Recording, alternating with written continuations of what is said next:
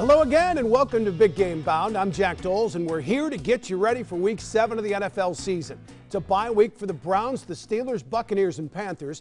And one of the big questions we'll ask this week is, do the Carolina Panthers have a decision to make?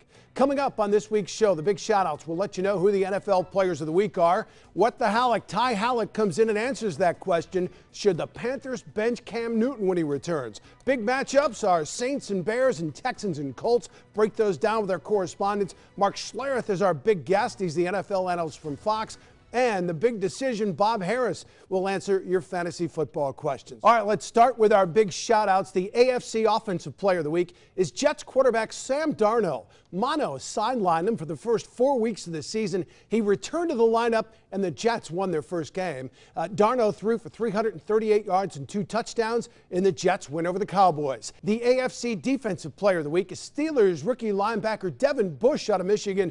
He scored his first NFL touchdown when he returned to fumble 9 yards for the score. He also had an interception and 7 tackles in the Steelers' win over the Chargers. The NFC Offensive Player of the Week is also a rookie, Cardinals quarterback Kyler Murray. He completed 73% of his passes and threw for 340 yards and 3 touchdowns in the Cardinals' win, a wild win over the Atlanta Falcons. And the NFC Defensive Player of the Week is Redskins safety Landon Collins, 12 tackles, a forced fumble, and a sack. And the Redskins pick up their first win of the season. They beat the Dolphins. Let's bring in Ty Halleck now for What the Halleck. And if this is the first time you've joined us, Ty played 7 seasons in the National Football League with the Lions, Jaguars, and Bears. And we talk to him each week about various topics. And the first one we want to hit on this week, Ty, is Carolina 0-8 in their last 8 games where Cam Newton has started, 5-0 under Kyle Allen. Is it time they consider a change at quarterback? Well, I'm sure that they will, and they probably should in the front office side of it. And they'll probably pay particular attention to kind of how this is moving forward, and quite frankly, how Cam Newton carries this. I think it's a great opportunity to make sure he rests and gets as healthy as he can be and let Allen kind of run his course. I don't know that you make this change. To me, this is a no-brainer. I've been involved in this scenario before where a quarterback gets hurt, somebody comes in and gets hot and keeps your team winning.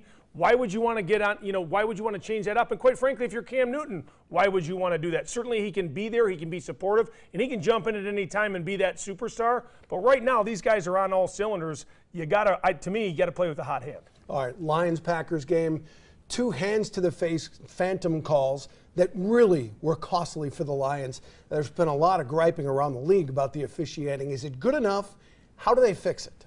Well, I think the National Football League has to get involved in this. Somehow, some way, they've communicated to the officials to be flag happy. So even when they think they see something, they're throwing them, obviously, because otherwise you would have never thrown those flags in the first place.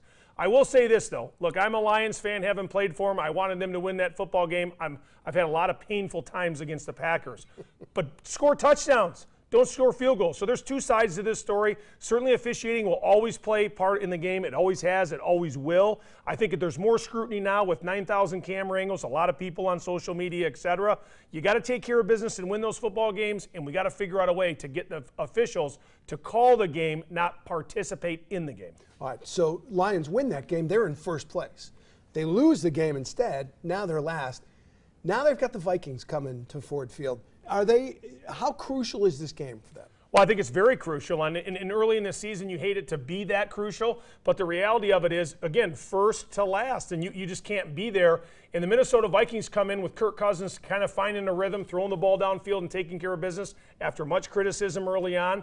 They look like they're doing well with a very good running back in the backfield. The Detroit Lions, it doesn't get any easier. They got to figure out ways to win, and they certainly have to do it at home. All right, Ty always gives us his top 5. Huge shakeup this week. Texans at number 5. Well, I just love what the Texans did going into Kansas City and playing. Look, Deshaun Watson's played unbelievable. He's very accurate with the ball. Fuller, he's able to stretch the field. They got a good, solid defense. Bill O'Brien and that front office ought to be very happy. And by the way, kudos to them for being patient with Bill O'Brien and allowing him the time to build and develop this team. I look at the Buffalo Bills. They didn't play last week, but I don't see them moving out of the top 5 just because I feel like they're a pretty balanced team. They got good defensive players. The quarterback's playing all right, but they can run the football in a good defense. That's always been a recipe for success in the National Football League. New Orleans Saints, I bumped them back a little bit. They're still one of the best teams. You got to get Drew Brees back. Teddy Bridgewater's done okay, and they're certainly very good. They could be number one, I think, with Drew Brees back. The 49ers, though, to me right now are one of the most exciting teams, multiple wins. They got good young talent and veterans in the right places. I think that puts them up there. They're exciting, and it's going to be interesting to see what they do down the run here, especially thinking about the road win they just had with the LA Rams. And then the Patriots, I'm not taking them out, but I do worry about them. They may drop at some point. I think their offensive line is going to create a little problems for them. They got to shore that up. All right, one of the big games in the NFL this week. The 5-1 Saints travel to Chicago to take on the 3-2 Bears. Right now, Brian Holland of Go Black and Gold joins us. You know, Brian, in past years, you think of the Saints, you think of Drew Brees. Not the case this season. That defense. Yeah, unbelievable, really, what they've done with this roster. And I think you have to really credit the front office there of the Saints, getting the right guys in place there and what they want to do there for the Houdat. And you could criticize this front office and especially general manager Mickey Loomis through the draft in years past. But here in the last 3 or 4 years, it's been a great stretch of hitting on especially those defensive players. You talk about Marshawn Lattimore. You talk about Marcus Davenport, who was really kind of seen as a project coming out of UTSA there in Conference USA. You got guys like they traded for like Demario Davis, Eli Apple. They've all worked out. They've all hit. And this has really been the identity of this Go Black and Gold team. Unreal what the Saints have done, especially with the absence of Drew Brees. And now that defense for the Saints, top 10 in yards per game, an unreal turnaround kind of in identity, but it really also speaks to the confidence of this team. They feel like they can win in different ways. They're going to have to do that once again against a very physical Chicago Bears team. Yeah, this team's 5-1, yet their point differential is only +6.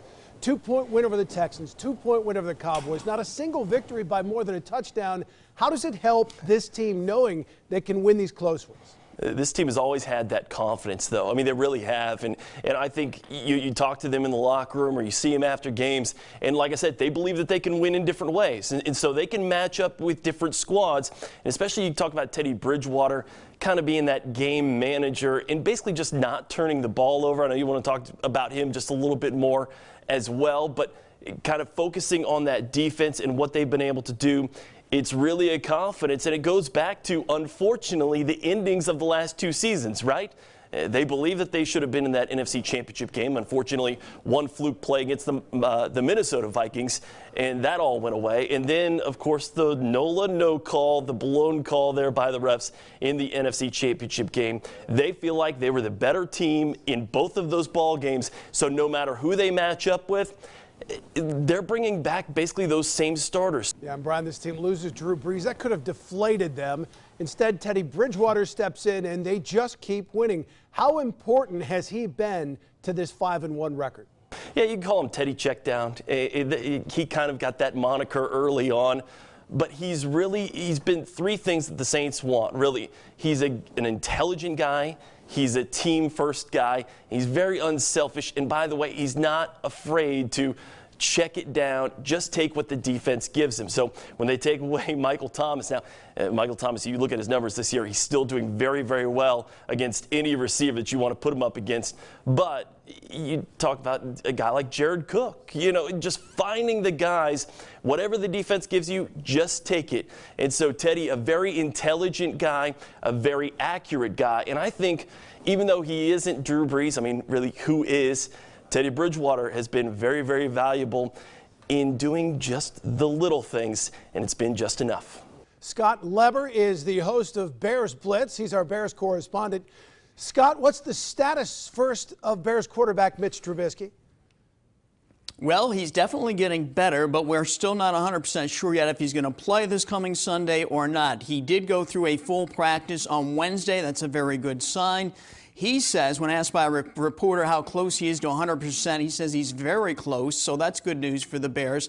And Matt Nagy says that he's optimistic that Trubisky could be ready to go, but as of midweek, they were preparing both quarterbacks, Trubisky and Chase Daniel, to get ready for this game, and they're going to wait and see how practice plays out throughout this week and how Trubisky feels come Sunday, and we may not know until right before game time which guy is actually going to play. The good news for the Bears and Trubisky is The injured shoulder is his left shoulder, his non-throwing shoulder, so that certainly helps. Had the injury been to his throwing shoulder, I'm pretty sure we wouldn't have seen him for at least a couple more weeks. Yeah, even with Trubisky in the lineup, the Bears' offense wasn't exactly clicking. Why have they taken a step back seemingly here in year 2 under Matt Nagy? Well, part of it's been the erratic play of Trubisky when he was in there for the first 3 games. Then with Chase Daniel in there the last couple, they're kind of limited in what they can do offensively, play calling wise. But the biggest reason is the offensive line has not been good at all, which is surprising because all 5 starters are back on that unit from a year ago when they performed pretty well. But they've not been able to establish any sort of a running game. Through 5 games, only once have the Bears topped 100 yards rushing as a team. That's been a real weakness for this team. So until that offensive line starts doing a better job of run blocking, which then would in turn take the pressure off the quarterbacks in that passing game, until that run blocking gets better, the Bears are going to struggle, and they're really hoping this will be the week. But going up against a good Saints defense, that's not going to be easy. Plus, they have lost now right guard Kyle Long for probably the rest of the season. He went on IR this week with a hip injury. That doesn't help, although he wasn't playing all that well, to be honest. And the backups who could replace him, Ted Larson being one of them, Rashad Coward the other, they could probably step right in and do at least as good of a job as Kyle Long had been doing. Scott, the Bears laid an egg in London. Raiders marched 97 yards in 13 plays, scored that game-winning touchdown just under 2 minutes to play. How do they bounce back from this, and how much of an impact did that make on this team? Everybody's pretty puzzled right now, and I think part of the problem was they didn't arrive in London until late Thursday night, early Friday morning, which, was only 2 days before game day. They really didn't have time to adjust to the time change, so everybody's questioning that decision by Matt Nagy to leave so late. So that may have been part of the reason why they didn't look like the Bears over there in London. But really, what's puzzling about this team is for a team that has all but 1 starter back on offense and all but 2 starters back on defense, pretty much the same coaching staff, with all that continuity, this team's still struggling to find an identity right now through the first 5 games of this season, especially on the offensive side of the ball. So, I think most of us here who follow the Bears closely are a little curious to find, we're not really sure what to think of this team at this point. We know the defense, even without Hicks, is still going to be probably a top 10 defense, but other than that, we don't know what to think. The Bears have had some other issues with Roquan Smith having to be sidelined a couple weeks ago for a personal reason, which we don't know what that was all about. Trey Burton's been a bit of an enigma. So for a team that we all felt we knew coming into this season, we all feel like we're not really sure what to think of this team, but they are struggling right now to find an identity, and they need to get things turned around because this NFC North division is pretty darn tough. All right, Texans and Colts is the big game in the AFC. That'll be Sunday, 1 o'clock at Lucas Oil Stadium. Chris Hagan of Fox 59 in Indianapolis joins us. Chris, how in the world does this team survive the loss of Andrew Luck? Who? Andrew Luck. Andrew Luck. Yeah, used to play for the Colts. I tell you what, in my 20-plus years covering the Colts, I've never been as shocked as I was when he walked in there and said, yeah, he's retiring at the age of 29. He's gone, face of the franchise, one of the probably 5 best quarterbacks in the league, just ready to hang them up. But I tell you what, it's all about Frank Reich and Chris Ballard, the Colts general manager, back in 2017 when they didn't have Luck. The team around Jacoby Brissett, who came in basically a week before the first game from New England, the team was terrible. Brissett got killed, sacked so many times, banged up. Team was absolutely garbage. But now Chris Ballard has built a roster. He's always said from day one, it's more about one player. It's not about one player. And then Frank Reich as the head coach, the team has bought in. Last year after the 1-5 start, they make a run all the way into the playoffs. Got a great head coach. The locker room believes you got a much better roster than they did in 2017 when this was Jacoby Brissett's team. And now you see a squad that's competing for a division lead even without the franchise quarterback Andrew Luck. All right, coming off a bye week and that big win over the Chiefs, what did that do for the confidence of this team? Well, it was a huge difference because they had just lost that game to the Raiders. The 7-game home winning streak was snapped by Oakland, and you're like, wow, now they're going to go lose to the Chiefs, going to hit the bye on a losing note. They'll have a 2-3 below 500 record. But I tell you what, you hit the bye with a win against an undefeated Chiefs team. You're 3-2, puffing out the chest a little bit, thinking about getting back on the home turf, get some guys rested, healed up. You get Darius Leonard back on defense, and this team is ready to make a run, I think, similar to the one they did last year after that 1-5 start. Yeah, Colts held Patrick Mahomes in check. Can they do the same to Deshaun Watson? Well, one of the things they did was they got to Mahomes. He was a little banged up, couldn't be the same guy, not as mobile, not as out of the pocket as he usually is. So that's one thing. You got to hit the quarterback and also keep the ball away from him. The Colts, a record 49 carries. They had Marlon Mack taking the lion's share of that, running the football, time of possession. And as we said, Darius Leonard back. He'll be kind of spying on Deshaun Watson. It'll be great to see those two elite guys going head-to-head. So keep the ball away, play keep away from Watson and the Texans. And I think that's the same recipe they'll have this week to try to make it 2 wins in a row. Offensive line was always the knock during Andrew Luck's career. Do you think he's watching this team right now going, maybe I retired a year or two too soon?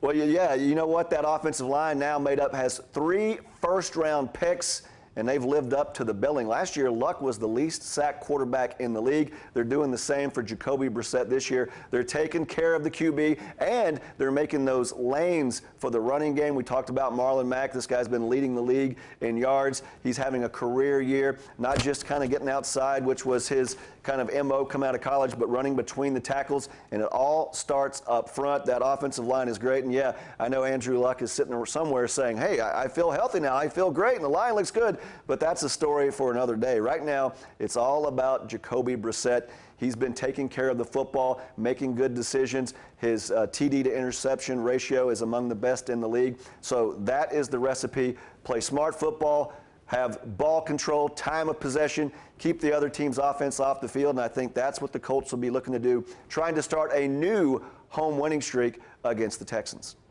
Our big guest this week is NFL analyst Mark Schlereth. He played 12 years in the NFL with the Redskins and the Broncos, won 3 Super Bowls. Mark, you're analyzing games for Fox. As a player, you poured over game film. How much time do you spend preparing for each game now? Well, I mean, I spend a lot of time actually studying the film. I want to look at the game through the eyes of coaches, and I want to make sure that coaches know when I go to talk to them that I've seen that film. So I spend probably 40, 50 hours a week of prepping each game that I call and making sure that I've watched, their last few games to get a sense of who they are, what they do well, what they don't do well. And then I like to think about it like I thought about it as a player. What would I attack? What's this particular player's weakness, or what's this particular team's weakness? What are their strengths? How do I stay away from those strengths? So I try to approach it more from as an analyst, more from like what a coach would kind of look at. And so that's kind of how I prep games and how I try to, to immerse myself into the film. All right, Bills and 49ers That's are the okay. surprise of the league so far. Which team is for real? Which one do you think is fool's gold? Yeah, well, I think they're both for real. I mean, I think the Bills, you look at their defense, they're extraordinary. The way they play defense, they are stout. They are hard to score upon. I don't care how good your offense is. But I would pick the 49ers if I had to take the 2. I mean, one, I think Jimmy Garoppolo coming off that knee injury last year, he's going to continue to play better. He's played better here of late, played really well on Monday night. So I think he's going to continue to get better. I love Kyle Shanahan, the way he calls a game, the way their run game marries perfectly with their play action game, really keeps defenses off balance. So I think the Niners are a better overall football team, but I think the Bills defense is outstanding. Yeah, how much longer can the Patriots stay at this level? Why are they so much better at this professional football than the rest of the league? You know what? They are the best coach team in football. That's what it comes down to. And, Tom Brady, you can say whatever you want about Tom Brady, but one, he allows his coaching staff to coach him and to coach him hard. Therefore, everybody has to get coached hard. So I think he's a big key to that franchise, but they just out-execute teams on a week-to-week basis. Their whole philosophy is we're going to execute, we're going to do it better than you, we're going to do it longer than you, and eventually you're going to make enough mistakes for us to capitalize on. So they are the smartest football team in the National Football League, and they are the best coach team, and they execute better than everybody else. So that's what sets them apart. And I think it really starts with, obviously, Belichick, but it starts with Brady allowing himself in year 19 to be coached as hard as he ever was, even in year 1. The last question I have for you, as a guy who played for the Redskins, how difficult is it to watch what's going on with that franchise? It's painful because they were, when I cut my teeth with the Washington Redskins under Joe Gibbs, they were the class of the National Football League. And to see where they are right now is depressing, and the one constant has been Daniel Snyder as the owner. So it's really, as a former Redskin, it's hard to watch and it's disappointing. So yeah, it's really to me it's just you know, it hurts. It's disgusting. Our final segment is the big decision. Bob Harris of Football Diehards is here to help you with your fantasy football teams. And Bob, 'tis the season to start making some trades if you haven't already. What's the secret to making good trades? What's the best way to dangle that carrot? Well, I mean, first of all, you know, have a good reputation within your league, especially if you play with people who are into, you know, really into fantasy, you know, not going out and trying to fleece people right off the bat. I mean, try to fleece them, but be sly about it, right? I mean, you know, make fair offers and, you know, make sure they get something in return. No need to get everyone up in arms in your league by offering truly lopsided trades that somebody might accept. And, you know, in some leagues, people have veto rights. I like to, you know, talk to the person a little bit and see if we, especially on bigger deals, see if we value the players the same. I think it's helpful to know that if you do value the players the same, it's easier to come to some kind of agreement on the ancillary pieces that go with the main course. Who are some players that you would be looking to unload right now? Guys you think maybe are overperforming that you might be able to get a little more out of? Yeah, I'd like to, you know, leverage some of these spike performances. Something I'd always like to do. Stephon Diggs would be a prime example of that, right? As a you know, coming off a huge game. Is that going to be the norm for him? Probably not. We know what the Vikings, I mean, I know they've been passing better the last couple of weeks, but ideally they want to be a run-first team, a very run-heavy team. I imagine as we get later in the season, that need will even, or that desire will even grow. So I'd be looking to, you know, leverage that big performance from a guy like Stephon Diggs, even Kirk Cousins to that degree. You know, it's hard to trade quarterbacks in my experience, you know, especially in just regular leagues, regular 12-team, one quarterback leagues. If you get in some of the more exotic 2 quarterback leagues, they become more of a commodity. But anytime you have a player coming off a spike performance that really catches people's attention, let's say Robbie Anderson for the Jets would be another one. You know, I'd be looking to do that. There are guys I'd like to trade right now that maybe I'm going to hold off on a little bit. Maybe Austin Eckler, maybe get a good week out of him.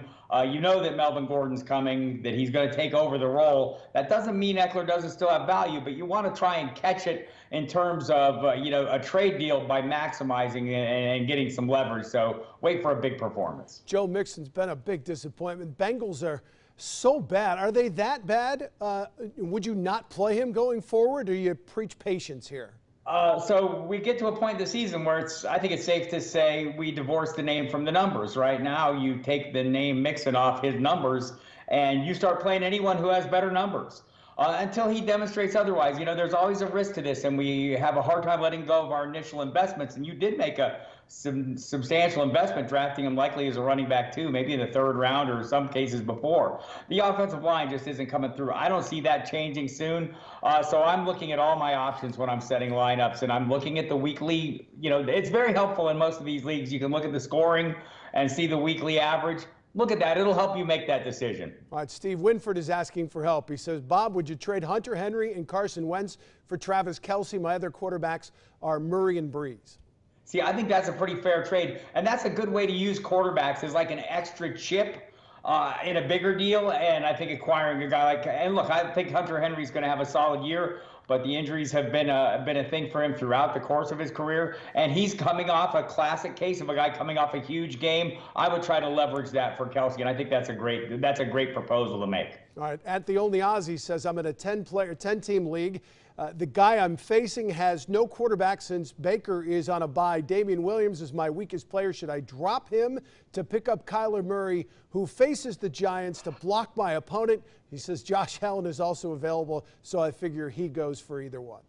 I'd like to think this is an example of how we like to outsmart ourselves as fantasy players, right? I mean, we're always trying to play that 3-dimensional chess. Sometimes it is just checkers. Sometimes having a solid running back later in the season who's going to, you know, be able to come in and move into your lineup, there's going to be attrition. I'm not really for the blocking maneuvers. I get it. And if you feel like you have leeway, feel free. It's always your team. My opinion is running backs get very hard to come by, especially when we hit November, December. You're probably going to wish you had one, especially a piece in a very high-end offense like the Chiefs. All right, and Adam Johnson wants to know how much fab for Terry McLaurin.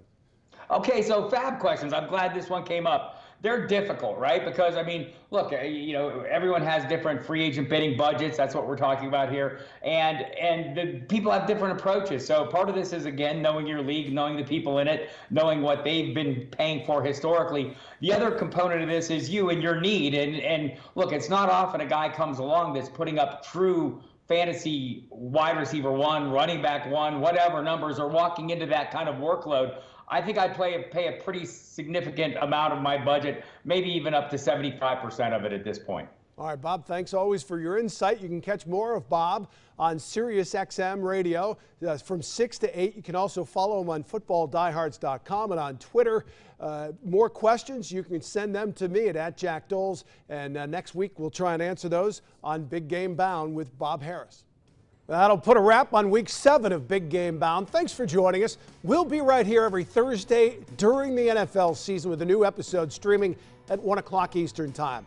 We got a big shout out to Chris Hagan, Brian Holland, Scott Leber, Ty Halleck, Bob Harris, and our guest Mark Schlereth, our producer Spencer Wheelock, and the rest of the crew. I'm Jack Doles. Enjoy Week 7 of the National Football League.